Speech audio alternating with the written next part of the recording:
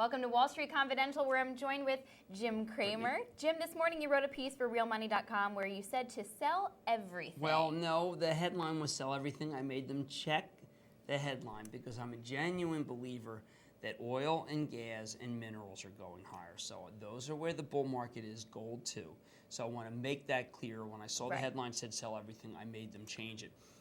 What I am talking about is that if you were to look at the market right now, there are not many things away from that cohort that make sense. And you have to kind of let bad things play out to get to the point where bad news is discounted. In the case of a Honeywell or an Emerson or an Eaton, we're probably close to that. Yesterday, Oshkosh Truck blew up and we marked everything down as if Oshkosh Truck is the ultimate indicator. We obviously have problems with Boeing, so that's going to impact some suppliers. Again, they will get discounted. Honeywell was at 60, it goes to 49.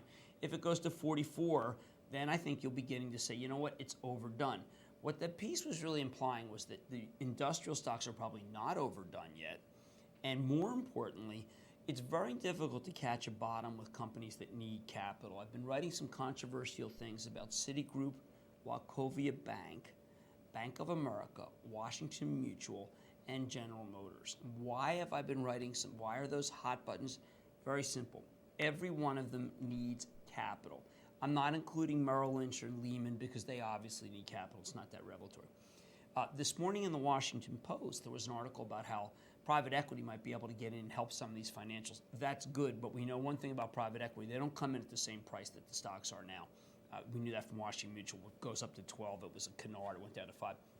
So when you have companies that need capital that are broad-based, well-known companies, when you have earnings estimates that may be too high because of a weakening economy, you can't step in other than when we get so oversold that we get a bounce. The only stocks in the whole universe that I follow where I believe the earnings estimates are too low are in natural gas.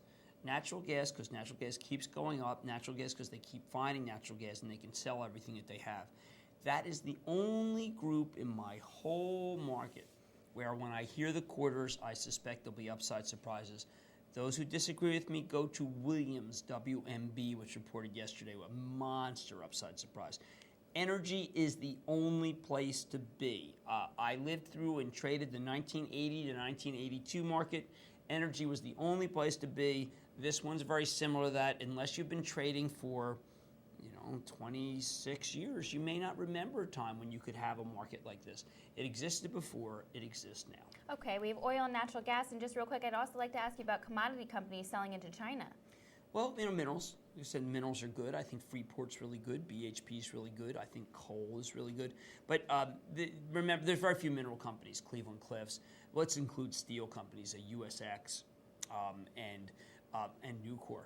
But other than that, I don't have anything, and I'm not going to foment something because I feel like that people should be buying. Okay, thank you, Jim. Stay tuned for more Wall Street Confidential on TheStreet.com TV.